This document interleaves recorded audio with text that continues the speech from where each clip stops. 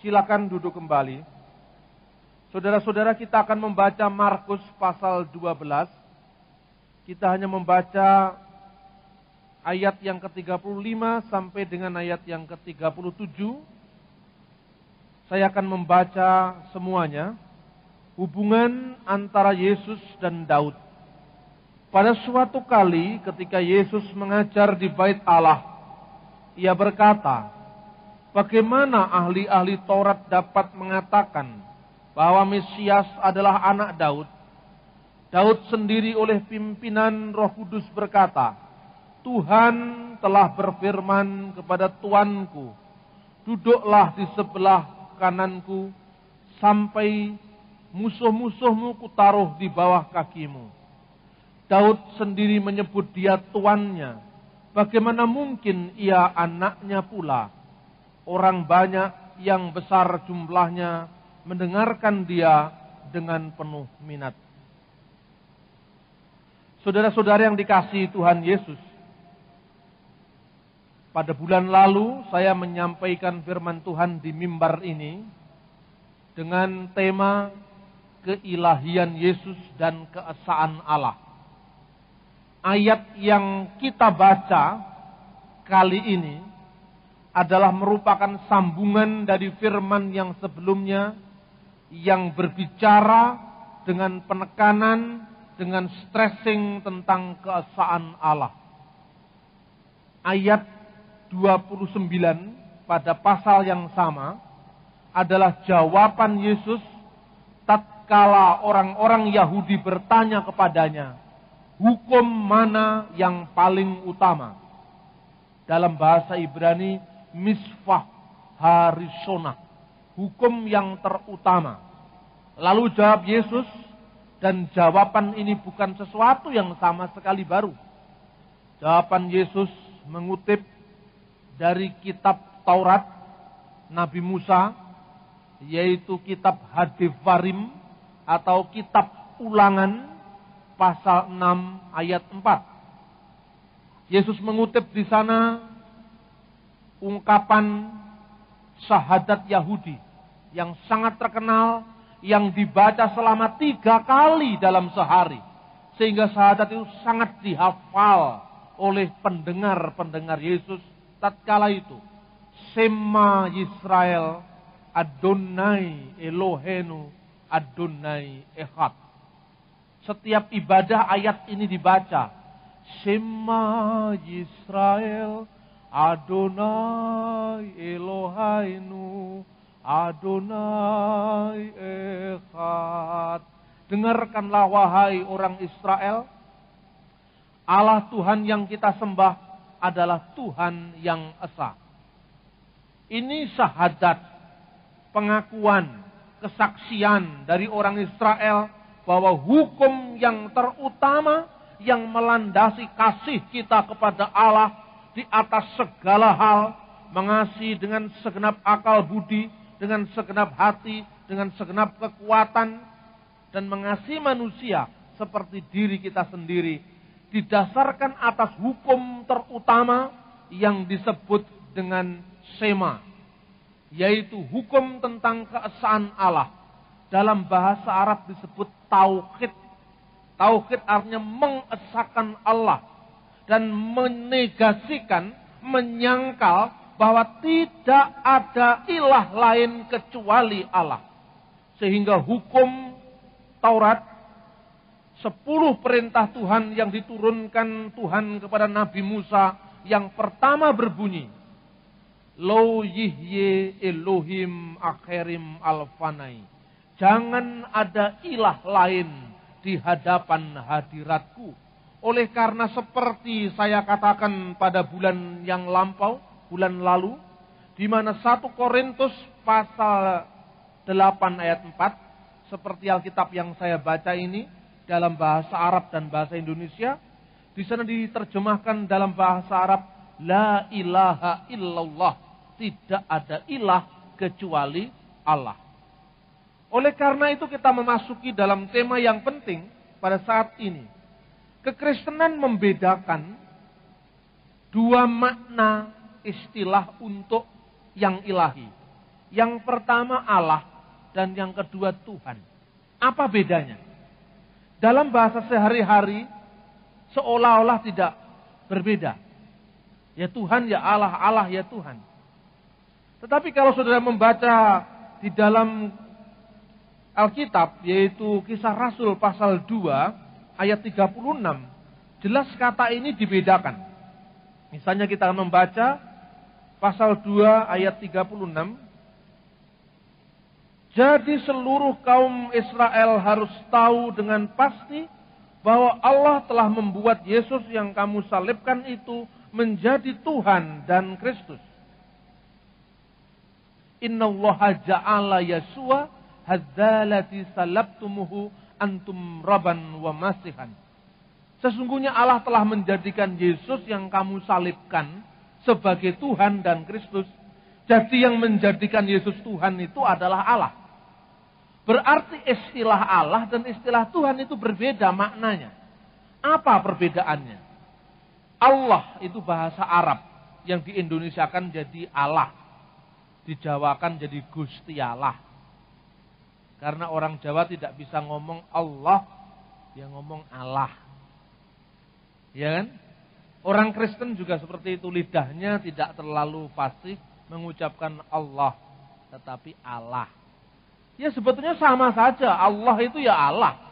Kalau di Indonesia orang ngomong Allah itu kalau tidak orang Jawa yang tidak bisa ngomong bahasa Arab atau orang Kristen. Tapi kalau orang Islam ngomongnya Allah, itu malah salah. Tidak ada bahasa Arab Allah, itu tidak ada. Maunya mau berbeda dengan yang lain, dimantap-mantapkan malah salah. Yang benar Allah, antara A dan O dalam bahasa Arab. Nah kalau Anda pergi ke Timur Tengah, orang Kristen juga berdoa, Allahumma ya Allah, ya Abba Samawi, Allahumma ya Allah, ya Bapak Surgawi, ya gitu. Sama.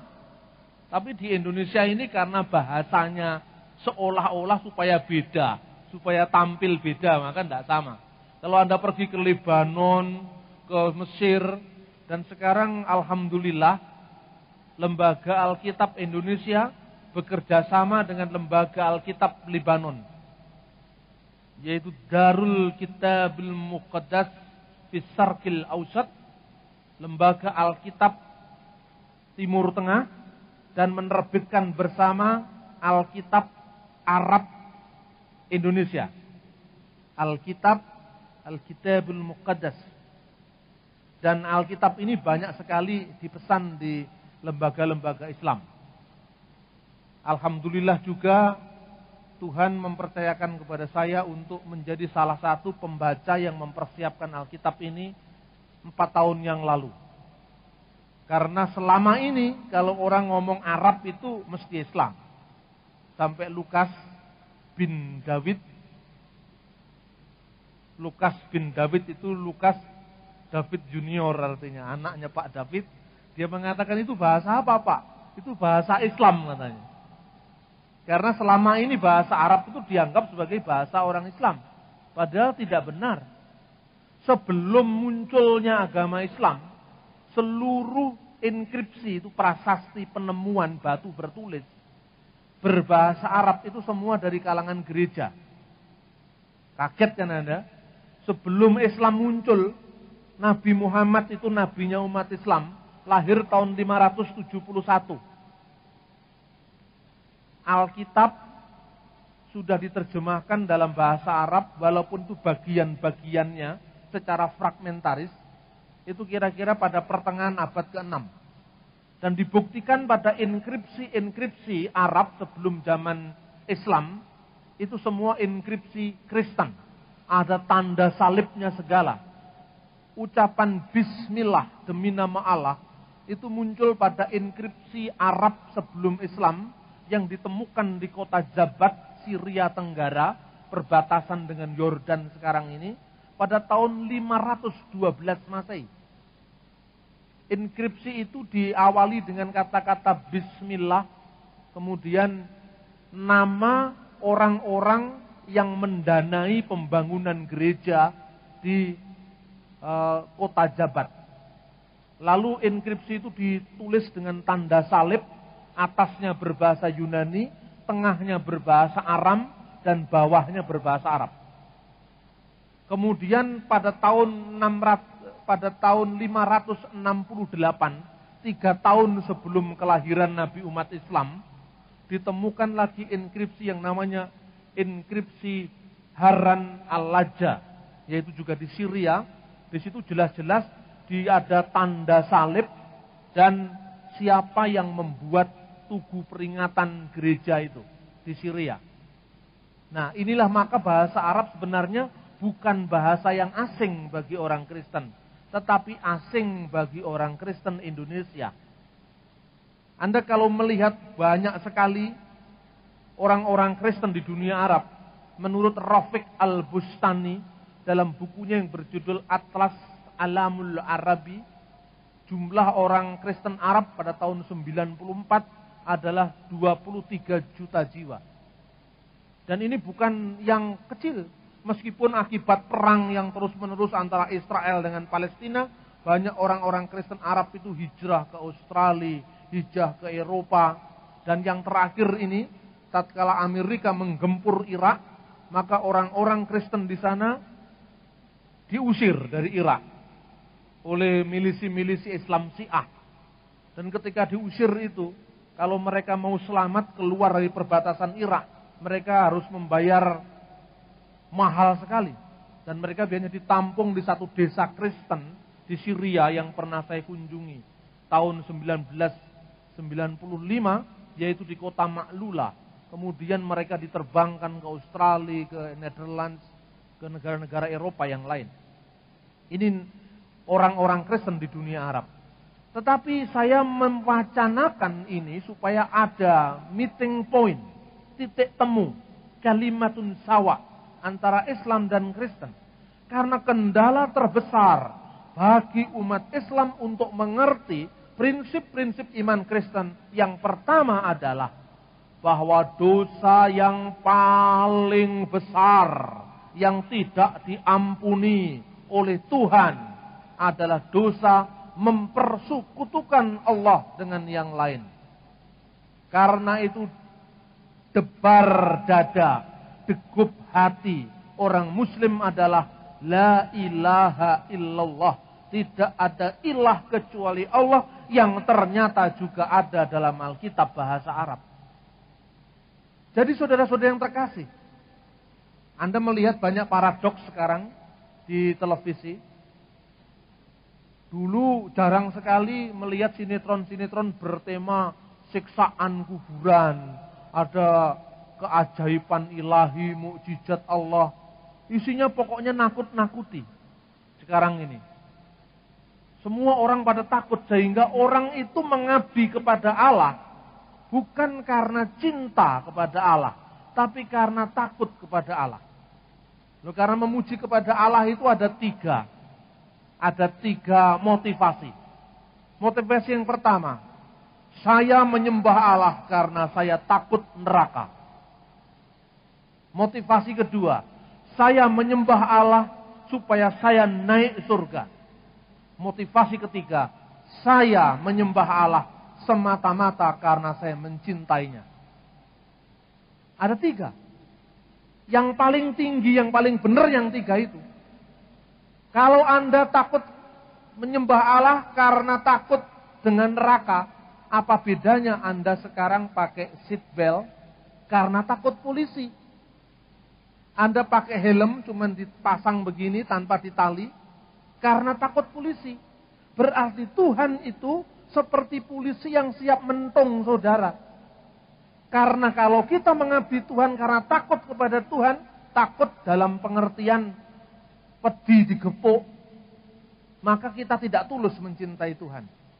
Kalau kita menyembah Tuhan supaya kita masuk surga, tok, ansih saja, makanya cinta kita kepada Tuhan pamrih. Ada pamrihnya. Tapi kita mencintai Tuhan karena semata-mata kita cinta kepada Tuhan, kita mengabdi Tuhan. Otomatis surga, gitu. Jadi surga itu akibat, bukan tujuan. Di dunia ini juga begitu. carilah dulu kerajaan Allah. Yang lain-lain akan ditambahkan kemudian. Bukan kemudian orang Kristen itu tidak boleh kaya, tidak boleh jaya dalam bisnis, boleh. Tapi itu bukan tujuan. Itu tambahan. Karena apa? Cari dulu kerajaan Allah, sudah ketemu Allah, sudah percaya Yesus, sudah ada jaminan, yang lain akan ditambahkan. Lo kan enak. Bonusnya ini seringkali jadi tujuan. Makanya cari kekayaan di Gunung Kawi. Cari kekayaan di Gunung Kawi. Ngopeni tuyul dan sebagainya. Ini bertentangan dengan hukum terutama yang diajarkan Yesus. Yaitu Tuhan yang kita sembah. Itu adalah Allah yang esa. Ada kisah dari dunia Arab. Bahwa kita, untuk menjelaskan mengapa kita, orang Kristen, memahami Allah. Istilah Allah. Bahasa Arabnya ilah, al-ilah, Allah. Itu maknanya dia yang disembah. Bahasa Inggrisnya itu the Godhead. Keilahian, Godhead. Atau divine of Jesus Christ. Lahud Sayyidina Al-Masih.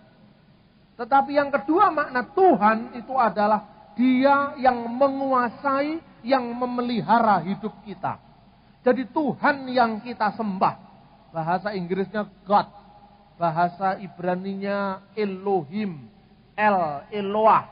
Bahasa Arabnya ilah, al-ilah, Allah. Bahasa Indonesianya Allah. Tuhan yang menguasai kita, yang memelihara kita. Bahasa Inggrisnya Lord.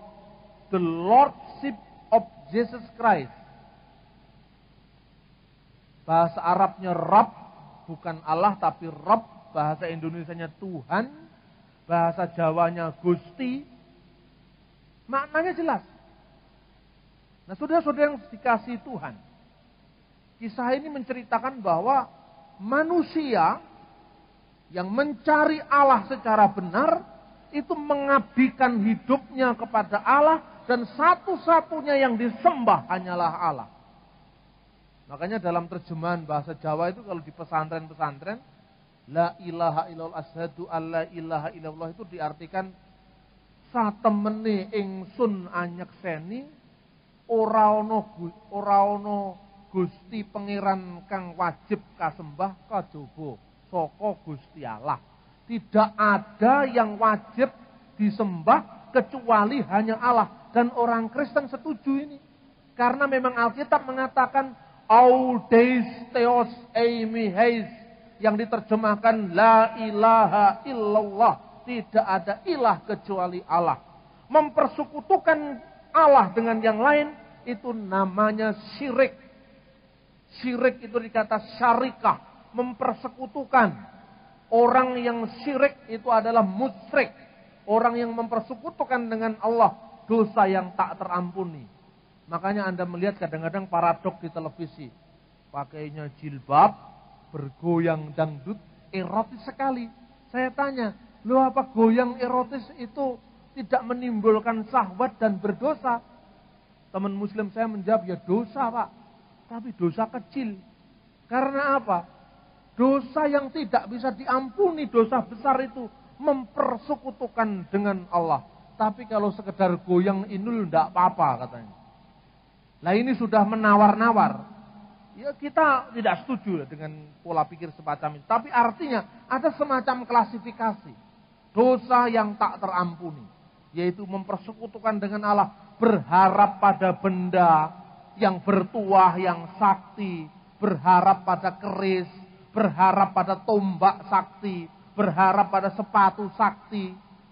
Sepatu kok ada yang sakti. Itu semua mempersekutukan Tuhan. Mempersekutukan Allah dengan ilah-ilah yang lain. Abu Nawas. Kenal Abu Nawas. Abu Nawas itu sering dalam cerita-cerita anekdot guyonan gitu. Abu Nawas itu sosok sejarah.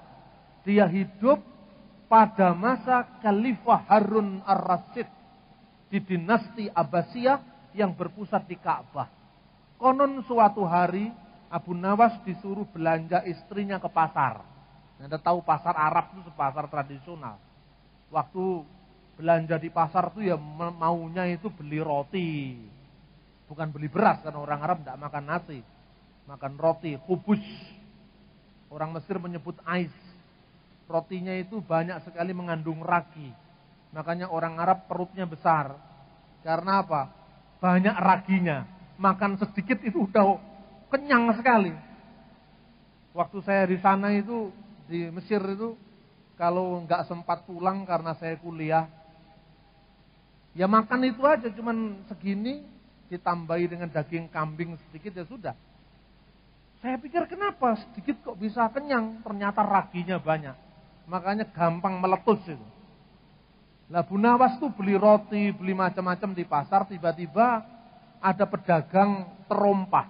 Terompah itu sepatu dari kulit yang zaman dulu itu. Terompah ini. Terompah sakti katanya.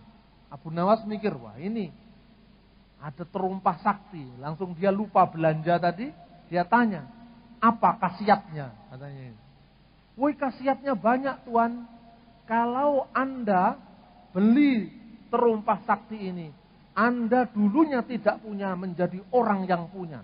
Wah, pikirannya dia, kalau gitu saya bisa jadi kaya raya. Berapa harganya? 500 dinar. Dia beli 500 dinar. Kemudian waktu pulang, disimpannya di tempat yang khusus. Istrinya ngamuk. Loh mana kebutuhan kita sehari-hari? Tenang dulu. Ini ada terompah sakti katanya. Sebentar lagi kita akan jadi orang punya. Artinya orang yang kaya. Kita bisa mengubah nasib kita ini tiba-tiba dengan keajaiban terompah sakti ini. Istrinya ngiler juga. Wah, mau jadi orang punya. Langsung dia paham. Sudah, kalau belanja bisa beli di sebelah ini katanya. Ditunggu sehari, tidak ada perubahan. 2 hari, 3 hari, 4 hari, seminggu tidak ada perubahan. Mana saktinya katanya. Lalu Abu Nawas mikir, wah kalau gitu harus saya pakai. Supaya kesaktiannya masuk dalam diri saya. Dipakai. Karena terompahnya itu jelek, jadi banyak paku-pakunya begitu. Kakinya lecet. Wah ini kok sakti kaki saya bisa lecet. Sampai kemudian 1 bulan, 2 bulan tidak ada pengaruh apa-apa. Dia jengkel, dibuang dengan cara dia menggali rumah itu tanah, masukkan ke situ, ditimbun. Waktu dia nimbun terompah saktinya itu, ada maling, ada pencuri yang ngintip. Wah, ini pasti emas ini yang ditimbun ini. Saya mau curi ini. Waktu Sayyid Abu Nawas, Tuan Abu Nawas sudah masuk ke rumahnya, pencuri ini dengan bergegas, cepat-cepat, dia ambil terompah sakti itu, kemudian cepat-cepat dia masukkan ke galabiahnya, ke jubahnya. Dia mikir, ini pasti emas ini, berat sekali ini. Begitu sampai di tempat-tempat yang kelihatan cahaya, ada terangnya, dilihat, waduh, lah ini kok cuman kayak begini. Dia jengkel, dibuang di depan rumahnya orang. Tapi dasar maling, dia mikir, sudah capek-capek saya gali nggak dapat apa-apa. Sekalian aja saya malingi depan rumah yang ada lampunya tadi, di mana sepatunya dibuang. Dia kuras hartanya habis, lari dia. Pada saat pagi si pemilik rumah berpikir, waduh, saya kemalingan, harta saya habis ludes. Kemudian dicari-cari barangkali masih ada sisanya. Loh, di situ kok ada terompahnya Abu Nawas? Berarti malingnya ini Abu Nawas ini. Langsung dilapor, Abu Nawas kamu maling. Loh enggak, saya enggak maling. Buktinya apa? Itu, terompahmu ada di situ. Jadi namanya sudah jatuh dihimpit tangga. Ini karena apa? Manusia berharap bisa mengubah nasib dari togel, dari judi, dari nomor dulu enggak tahu namanya, saya zaman dulu ada SDFB, sekarang ada judi, dari Gunung Kawi. Karena prinsip tujuan hidup ditukar menjadi bonusnya tadi. Itu yang artinya syirik. Mempersekutukan Allah dengan benda-benda bertuah. Abu Nawas akhirnya sadar. Dia tanya pada pedagang. Pedagang, kamu pembohong. Loh, bohong apa Tuhan katanya? Kamu bilang, kalau saya punya terompah sakti ini, saya akan menjadi orang punya. Loh sebentar Tuhan, kan memang benar kata saya. Benar apanya? Tuhan dulunya tidak punya terompah ini. Begitu beli dari saya, akhirnya punya terompah. Kan berarti Tuhan sekarang punya. Maksudnya punya sepatu itu, bukan punya yang lain. Loh kalau gitu kenapa kamu sebut itu terompah sakti? Karena itu mereknya sakti. Sama dengan batik keris. Bukan kerisnya itu jadi batik, bukan batik mereknya keris. Atau batik mereknya Semar. Atau keong emas. Mereknya ya keong emas, bukan keong beneran. Ini pelajaran. Pelajaran artinya manusia kalau mencari sesuatu yang tidak dikehendaki Tuhan dengan jalan pintas supaya cepat kaya, supaya cepat macam-macam, lari ke Gunung Kawi atau pakai ciamsai begini-begini supaya dewa itu bisa menurunkan berkat, maka nasibnya akan seperti Abu Nawas. Ini yang namanya kita mengakui bahwa tidak ada sesuatu yang ilahi kecuali Allah. Tidak ada ilah lain kecuali Allah. Dan yang kedua, sudah jelas bahwa Yesus disebut sebagai Allah.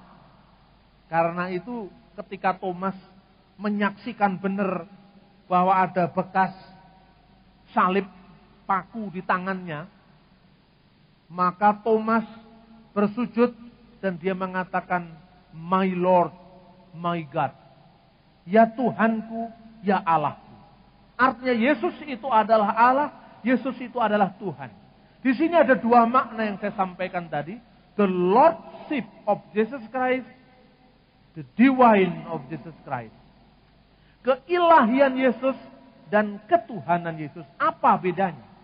Keilahian menunjuk kepada sosok Yesus yang tidak kelihatan, yang adalah firman Allah. Karena itu dikatakan pada mulanya adalah firman. Firman itu bersama-sama Allah dan firman itu adalah Allah.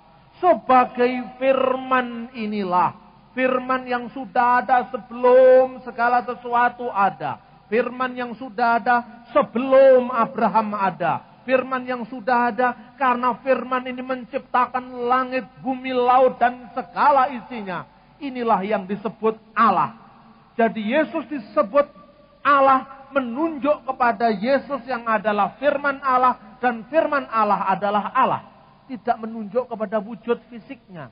Tidak menunjuk kepada wujud Yesus yang kelihatan. Itulah yang dimaksudkan dengan Yesus firman Allah. Yesus itu adalah Allah. Bukan dalam makna manusia Yesus itu Allah, tidak.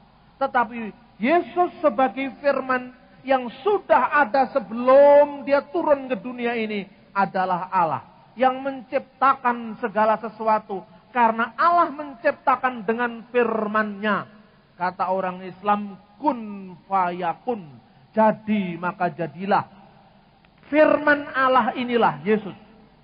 Ini makna tentang keilahian Yesus atau disebut dengan kata kiasan anak Allah. Bukan harus diartikan Allah itu beranak dan diperanakkan. Anda bisa membaca atau mendengar kaset saya pada bulan yang lalu yang sekarang sudah ada di kantor depan tentang makna keilahian Yesus Kristus dalam kaitan dengan keesaan Allah dan Yesus disebut anak Allah. Padahal Allah itu lam yalid walam yulad, tidak beranak dan tidak diperanakkan. Nah sekarang yang kedua, makna ketuhanan Yesus. Tuhan Lord. Tuhan Gusti. Ini maknanya apa? Tatkala, saudara-saudara, Yesus disebut sebagai anak Daud, orang-orang Israel pada saat itu, orang-orang Yahudi pada saat itu, seperti yang kita baca, dia bingung. Katanya Yesus itu adalah anak Daud.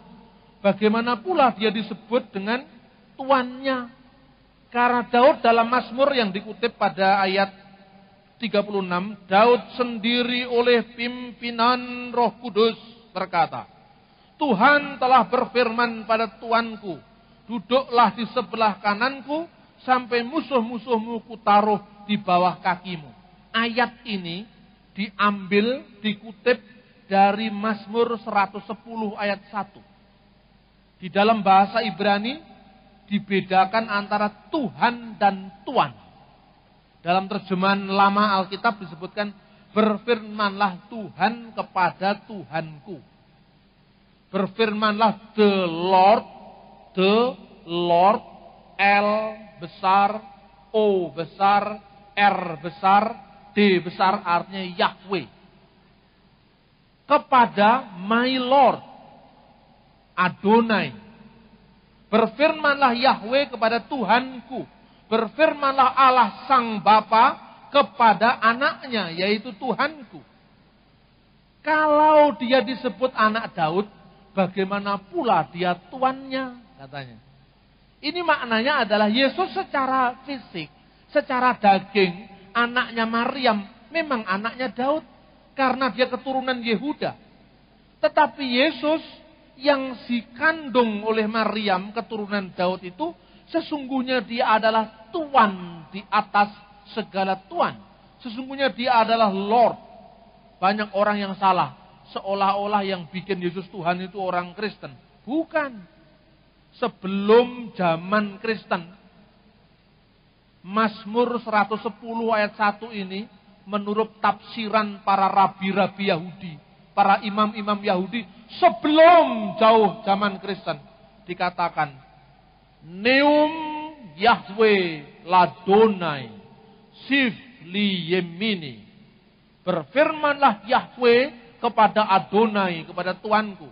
Lalu tafsiran Yahudi, Tuanku di sini atau Tuhanku di sini menunjuk kepada Raja Mesias yang akan datang. Ini Kristen belum ada. Orang Yahudi dulu sudah nunggu-nunggu bahwa Raja Mesias yang akan datang, Kristus yang dijanjikan, Sang Penyelamat yang akan datang, itu disebut Tuhan. Ini penting sekali. Penemuan laut mati, Dead Sea Scroll di laut mati, kalau Anda pergi ke Yerusalem, akan masuk ke sana, itu ditemukan bahwa Mesias itu bergelar Moreh Hasedek, Tuhan keadilan.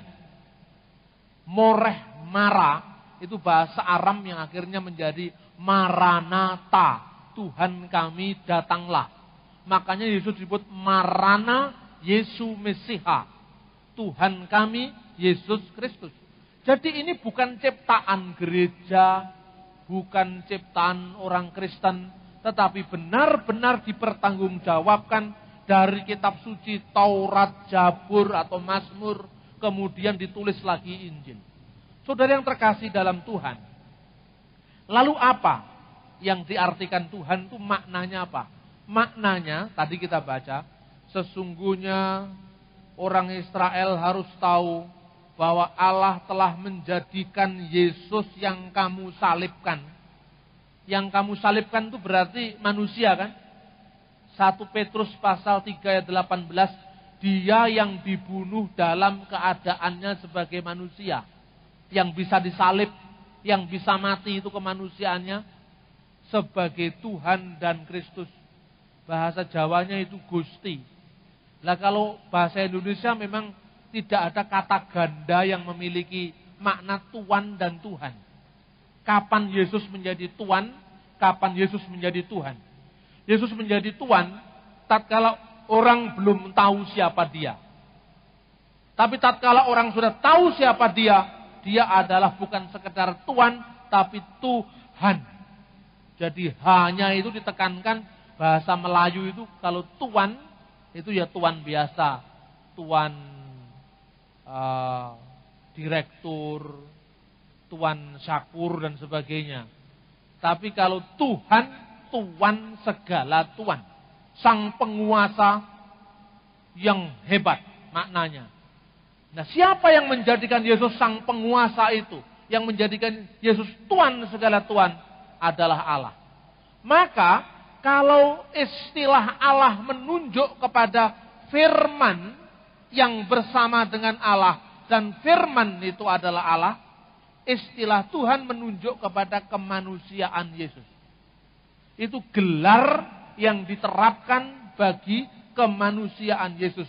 Makanya kita menyebutnya Lord Charles, Lord Jesus. Loh, apa sama Lord Charles dengan Lord Jesus? Tidak sama. Tapi maknanya ganda seperti itu. Saya sering disalahpahami. Ada seorang pendeta yang menuduh saya, Pak Bambang tidak percaya dengan ketuhanan Yesus. Makanya dia menyebut hanya Tuhan Yesus. Bukan itu maksudnya. Maksudnya bahwa istilah kurios dalam bahasa Yunani itu punya makna ganda. Tuhan sekaligus Tuhan. Tatkala orang Samaria, wanita Samaria ketemu Yesus, dia mengatakan, Tuhanlah Nabi itu. Loh, Tuhan dengan Nabi kedudukannya tinggi mana? Tinggi Tuhan kan? Masa dia sudah mengenal dia Tuhan, belum mengenal sebagai Nabi? Maka artinya Tuhanlah Nabi yang datang itu. Tapi tatkala Thomas mengatakan, ya Tuhanku dan Allahku, maknanya Tuhan seru sekalian alam. Jadi itu ada proses, ini bahasa. Saudara-saudara yang terkasih, bagaimana menjelaskan ini? Orang Islam menerjemahkan la ilaha illallah itu agak kurang tepat. Tiada Tuhan selain Allah. Lebih tepat diartikan atau lebih tidak punya makna ganda, mesti diterjemahkan tidak ada ilah selain Allah. Karena ilah itu menunjuk kepada sesembahan. Tapi Tuhan itu menunjuk kepada sang penguasa. Makanya coba, apa benar makna ketuhanan itu menunjuk pada kemanusiaan Yesus? Kita akan membaca untuk membandingkan makna ini dari Filipi pasal 2. Filipi pasal 2 coba saya baca. Kita akan membaca berbalas-balasan. Mulai ayat 5 sampai 11. Saya membaca ayat 5, saudara membaca ayat 6 dan seterusnya. Hendaknya kamu dalam hidupmu bersama menaruh pikiran dan perasaan yang terdapat juga dalam Kristus Yesus. Ayat 6.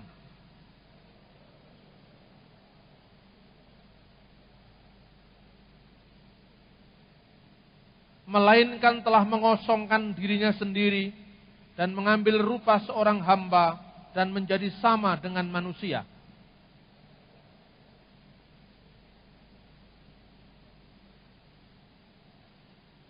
Itulah sebabnya Allah sangat meninggikan dia dan mengaruniakan kepadanya nama di atas segala nama.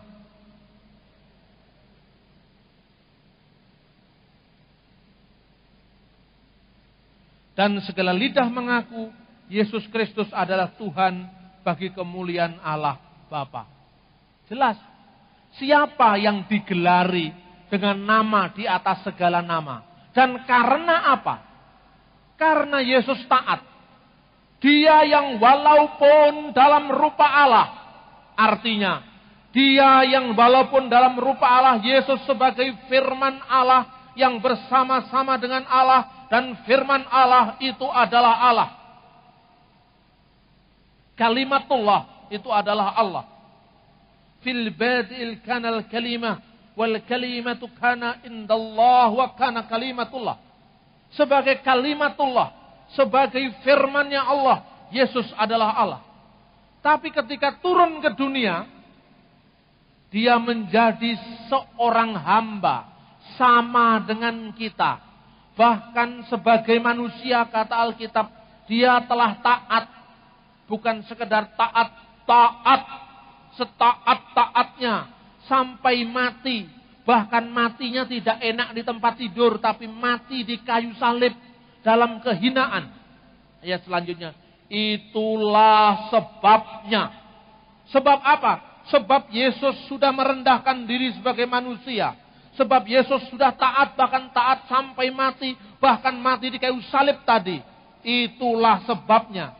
Sebab ketaatan Yesus sebagai manusia tadi Allah telah meninggikan dia, meninggikan sang manusia yang taat tadi, dan mengaruniakan kepadanya nama di atas segala nama.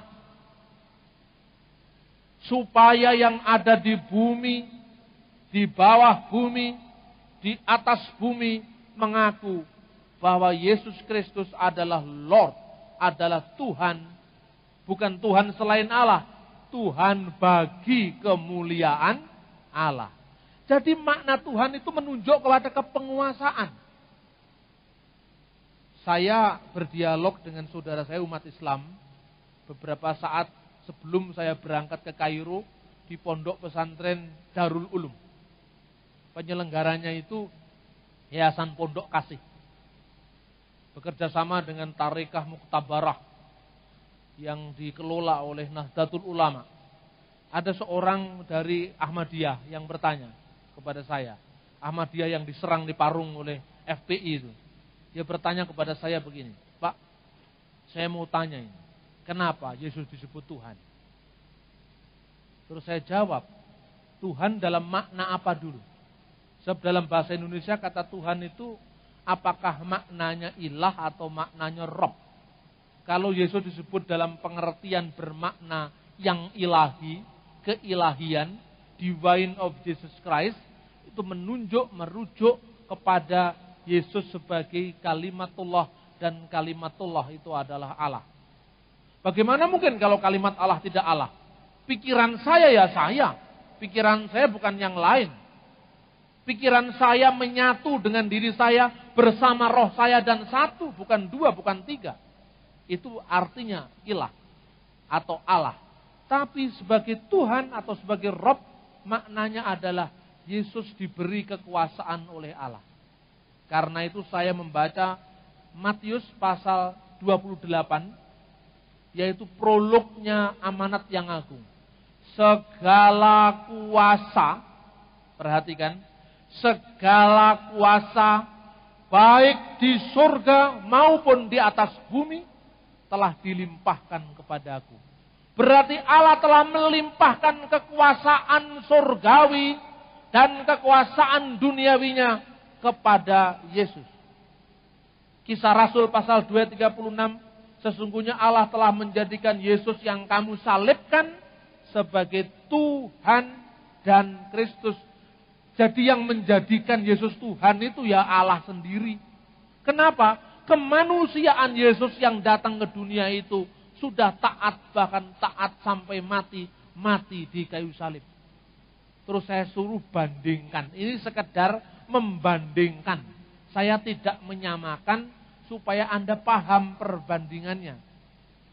Dengan saya mengutip ayat Quran ini tidak berarti saya menafsirkan ayat Quran untuk kepentingan Kristen, tidak. Tapi untuk membandingkan.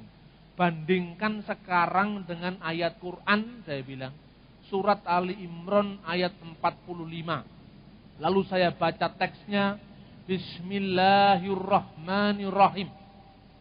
Itsqalatil malaikatu ya Maryam innallaha yubashirruki bikalimati min husmuhul masih Isa ibnu Maryam wajihan fid dunya wal akhirati wa minal muqarrabin. Ketika malaikat berkata, wahai Maryam, sesungguhnya Allah telah memberikan kamu kabar gembira dengan bikalimati minhu, dengan firman yang dari dia, namanya Al-Masih Isa anaknya Maryam, wajihan fid dunya wal akhirat, yang terkemuka di dunia ini dan di akhirat, di surga, dan salah seorang yang didekatkan di sisi Allah. Kenapa Yesus disebut terkemuka di dunia dan di akhirat? Inilah yang dimaksudkan Alkitab, bandingannya saya katakan, kuasa di surga dan di bumi telah dilimpahkan kepadaku. Jadi Yesus itu telah diberikan kekuasaan oleh Allah di surga dan di bumi. Karena itu, apa bukti kekuasaannya? Saya jawab lagi. Yesus disebut Tuhan katanya dia. Apakah berarti karena Yesus menghidupkan orang mati? Kalau hanya karena menghidupkan orang mati, perjanjian lama, Elias juga menghidupkan orang mati, tidak pernah disebut Tuhan. Karena semuanya atas izin Allah, biiznillah. Kalau Yesus disebut Tuhan, hanya karena dia lahir tanpa bapak, katanya dia. Adam dan Hawa lahir tanpa bapak dan tanpa ibu, tidak pernah disebut Tuhan. Ya kan? Apa jawabannya? Betul. Yesus disebut Tuhan bukan karena dia lahir tanpa bapak. Tetapi karena Yesus itu firman Allah yang menjadi manusia. Kalau hanya dibolak-balik seperti logika orang ngemis. Orang ngemis mengatakan, Pak minta saya. Yang dimintai marah dia. Kamu ini minta tidak dikasih terus ngotot. Pengemisnya bilang, saya minta sampai ngotot juga nggak dikasih. Nah ini logika debat kusir kalau ini. Hanya dibolak-balik. Jaluk ratikei ngotot. Jaluk sampai ngotot nggak dikei. Sama nih. Itu hanya bolak-balik. Tapi ini lain. Karena Yesus itu adalah firman menjadi daging. Firman menjadi manusia. Maka kelahirannya tanpa bapak. Jadi kelahiran tanpa bapak itu bukan sebab dia disebut sebagai yang ilahi, Allah, bukan. Tetapi karena dia itu firman Allah, lahir ke dunia, maka tanpa bapak. Sebab untuk membuktikan bahwa Yesus memang benar-benar firman yang menjadi daging. Benih yang dikandung, itu benih firman Allah yang menjadi manusia. Dan perantaranya adalah Maryam. Lain, tidak sama. Lalu buktinya apa? Yesus menghidupkan orang mati. Benar atas izin Allah. Semua menghidupkan orang mati. Datang pada hari kiamat untuk mengadili orang hidup dan orang mati. Yaitu menjadi hakim yang adil. Itu kan jabatan ilahi dari Allah. Tidak mungkin manusia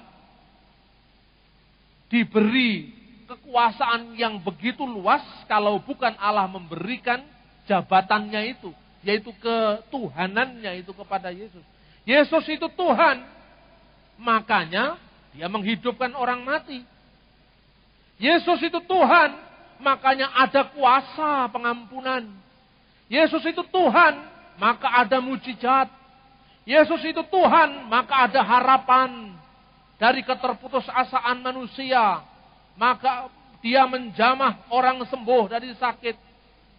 Maka dia menjamah orang dihentaskan dari segala problem. Karena dia adalah Tuhan. Saya katakan, kalau dia datang mengadili orang hidup dan orang mati. Sekarang. Itu kekuasaan siapa menghidupkan orang mati? Kekuasaan Allah. Kok diberikan kepada Yesus? Kok Yesus bisa? Apa ada dua Tuhan? Satunya Allah, satunya Yesus? Tidak. Hanya ada satu Tuhan. Allah menjadi hakim yang adil. Tapi Yesus juga hakim yang adil. Apa ada dua hakim yang adil? Tidak. Hanya ada satu hakim yang adil.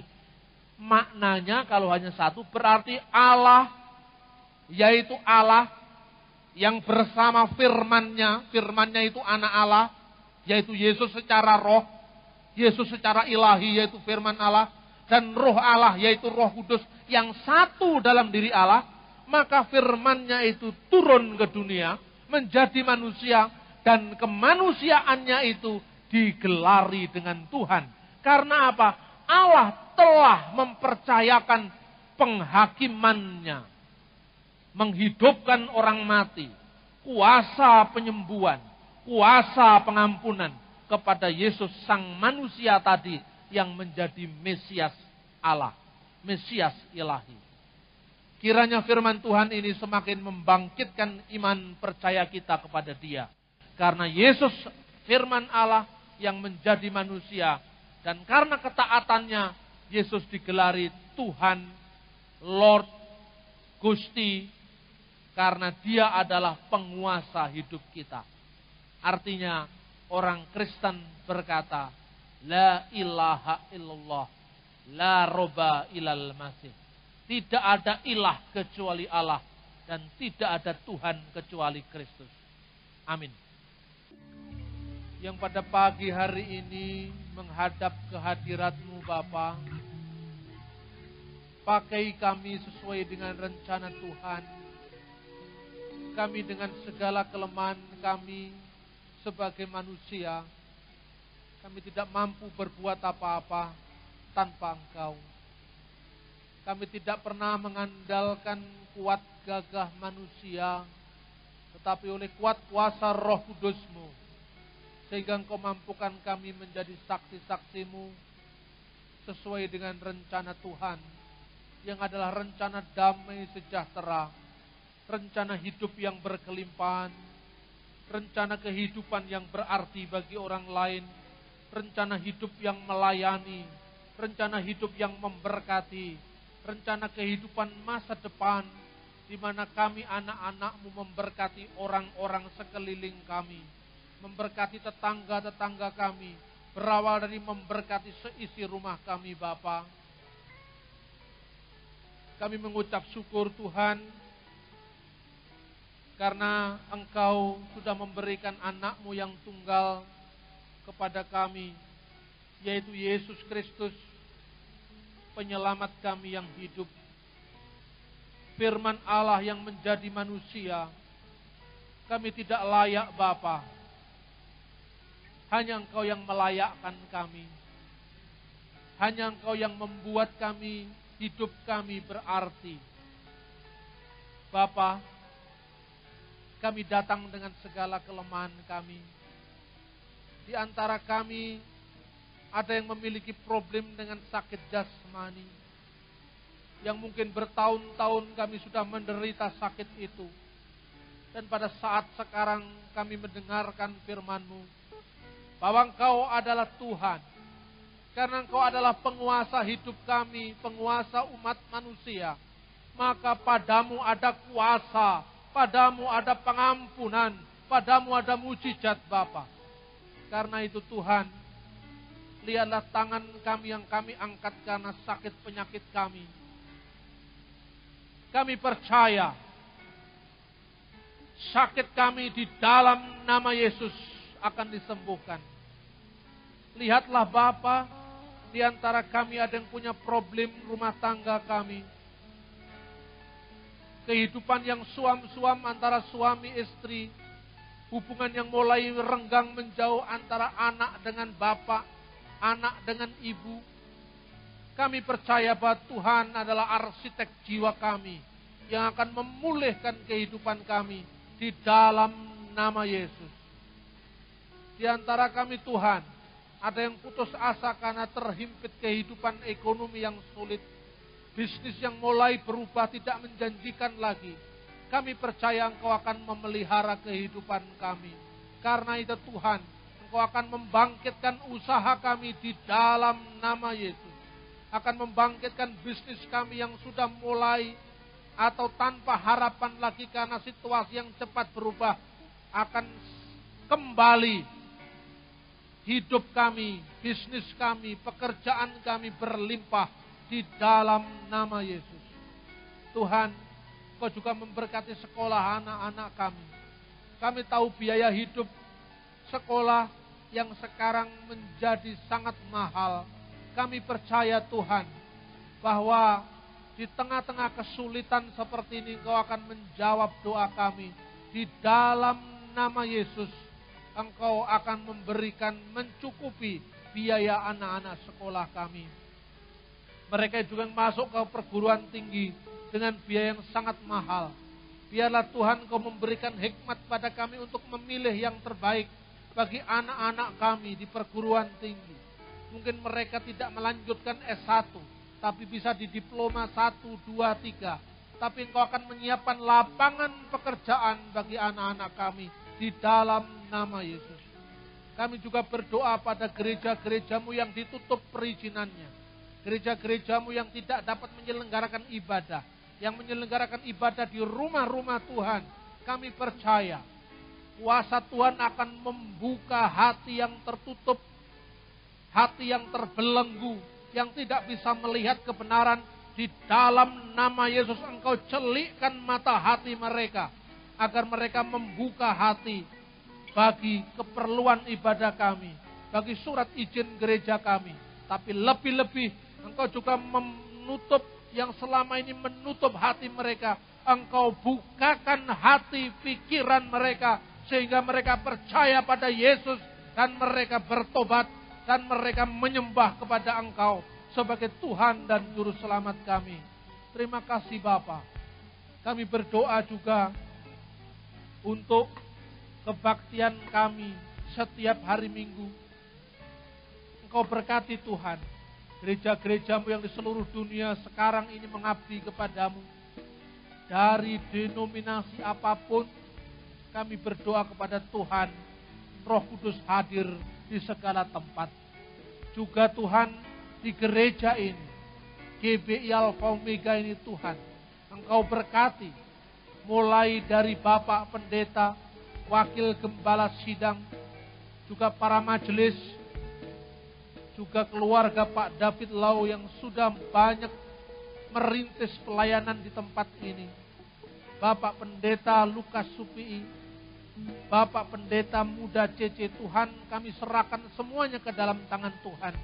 Juga mereka yang menjadi song leader, pemain musik, setiap orang, setiap majelis yang bertugas Tuhan berkati.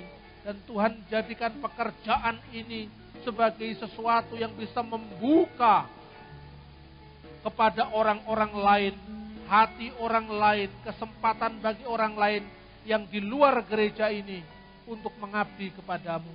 Terima kasih Bapa, Tuhan dan penyelamat kami. Haleluya. Kita semua yang percaya sama-sama ucapkan amin.